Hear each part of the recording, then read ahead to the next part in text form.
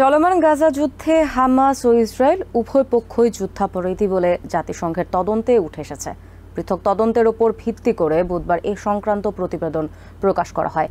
এতে বেসামরিক লোকজনকে নির্বিচারে হত্যা, জিম্মি এবং অমানবিক অত্যাচারের কথাও উল্লেখ করা হয়েছে। তবে প্রকাশিত তথ্যকে পক্ষপাতদুষ্ট বলে তা প্রত্যাখ্যান করেছে ইসরায়েল। গাজা যুদ্ধে হামাস ও ইসরায়েল দুপক্ষই যুদ্ধাপরাধ করেছে বলে বুধবার একটি তদন্ত প্রতিবেদন প্রকাশ করেছে জাতিসংঘের তদন্ত কমিশন সিওই।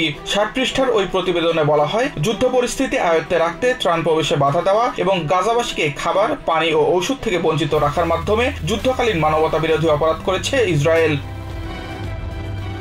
এছাড়া প্যালেস্টাইনের বেসামরিকদের ওপর ইসরায়েলি সেনাদের চালানো গণহত্যা ও নাগরিকদের জোরপূর্বক বাস্তুচ্যুত করার কথা রিপোর্টে উল্লেখ করা হয়। যুদ্ধাপরাধ হিসেবে যৌন নিপীড়ন, নির্যাতন, অমানবিক আচরণ ও নির্বিচারে আটকের অভিযোগ আনা হয় ইসরায়েলের বিরুদ্ধে।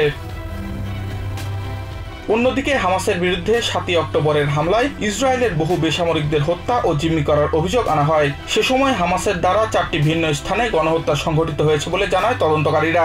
একই সাথে সশস্ত্র গোষ্ঠীর দ্বারা যৌন নিপীড়নের নমুনা পেলেও তা ধর্ষণ কিনা তা স্পষ্ট করা হয়নি। প্রতিবেদনে বলা হয়, জিম্মিদের নির্যাতন ও তাদের সাথে অমানবিক আচরণ যুদ্ধের নিয়ম লঙ্ঘন করেছে।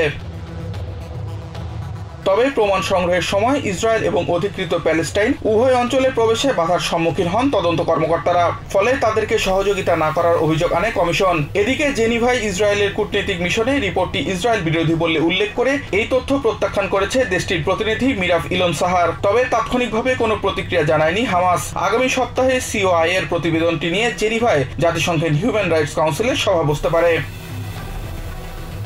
Samiul Bari Shihab, TVN 24 news desk. New York থেকে সম্প্রচারিত TVN 24 টেলিভিশন বিশ্বজুড়ে বাঙালির কণ্ঠস্বর।